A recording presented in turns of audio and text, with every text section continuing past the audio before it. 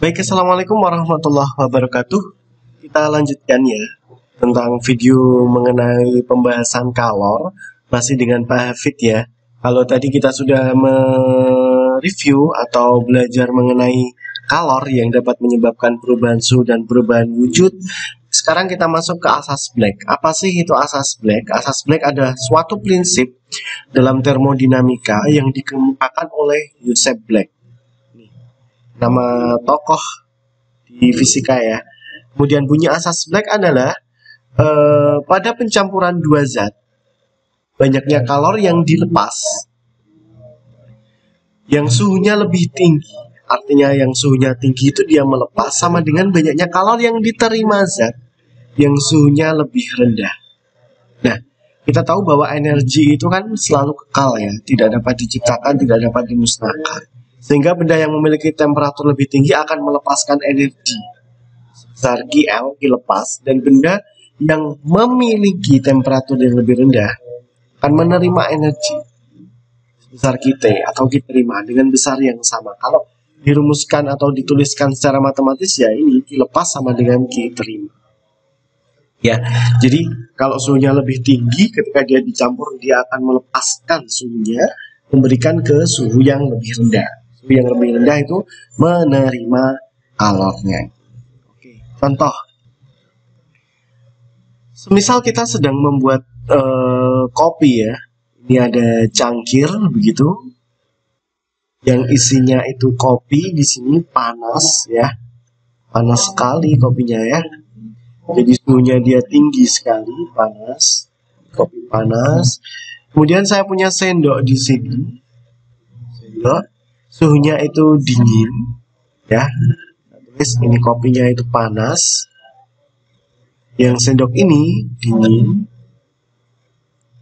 Ketika kita mau membuat kopi, kita mencampurkan atau mengaduk kopi dengan gula, otomatis sendoknya akan dimasukkan ke dalam kopi, begitu kan? Begini ya. Bentar.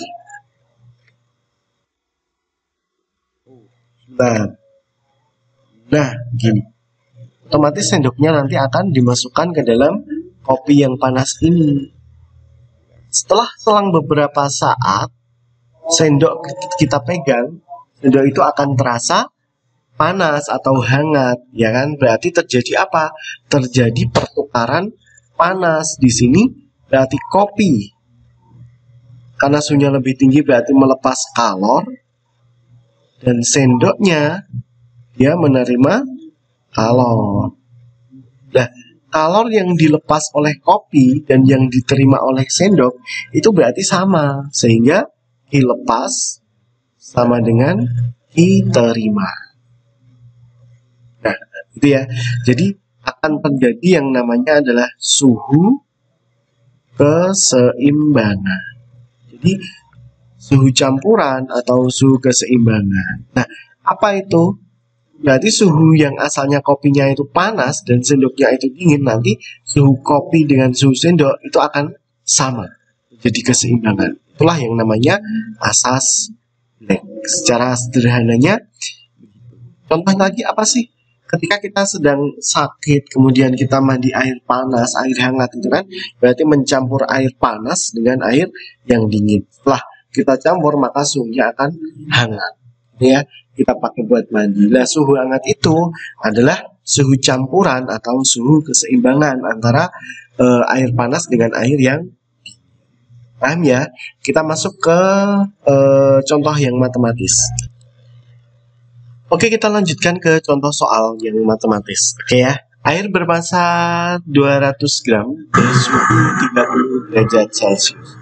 Berarti M air 200 gram bersuhu 30 derajat Celcius.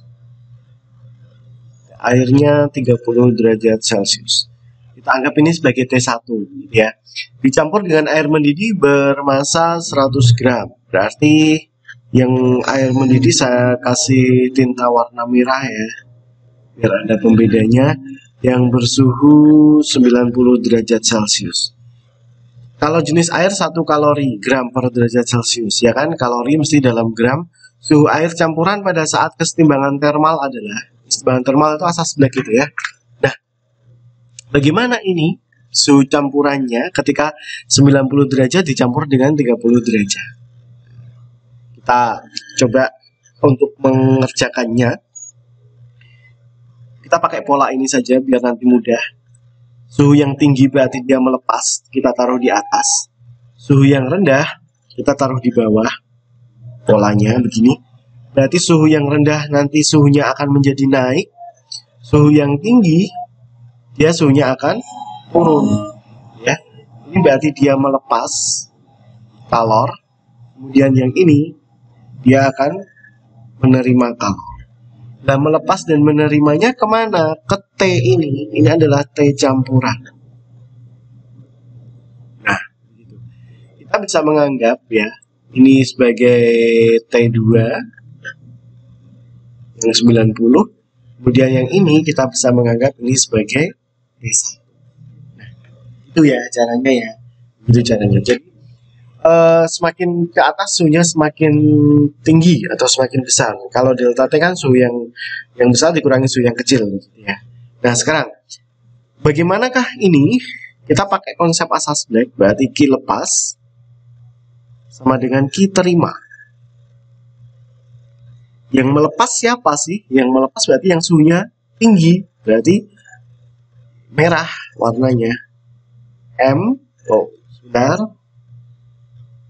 Berarti warnanya merah ya, yang melepas karena suhunya tinggi. M, C, delta T, berarti yang menerima suhunya yang dingin atau yang rendah. MC, delta T.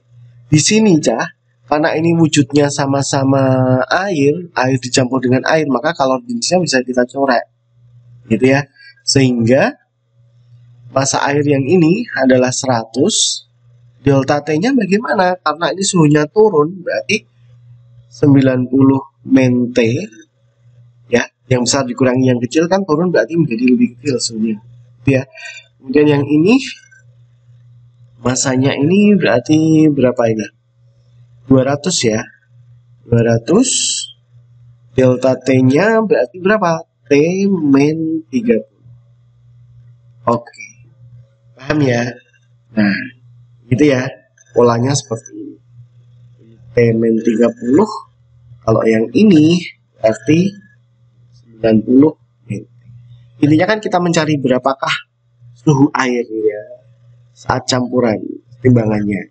Yuk kita lanjutkan. Berarti ini kali ini hasilnya adalah 9000 ya min 100 T sama dengan 200 T min, ini kali ini 6 ya, 2 kali 3, betul ya, 2 kali 3 berarti 6000. Kita lanjutkan, berarti ini 9000, ini min pindah ruas ke sini, ini menjadi plus 6000, di sini min pindah ruas, 200T plus 100T, ini menjadi 300T, yang ini menjadi 15.000. Untuk mencari T berarti 15.000 dibagi 300. Coret-coret berarti 150 bagi 3 berarti 50 derajat Celcius. Jadi T campurannya ini dari 90 derajat dicampur 30 derajat ini, ketika dia sudah mencapai keseimbangan, maka suhu campurannya menjadi 50 derajat Celcius. Itulah konsep dari asas Black ya, pencampuran serap sama dengan. Oke, ketemu lagi di video berikutnya mengenai perpindahan kalor. Terima kasih. Assalamualaikum.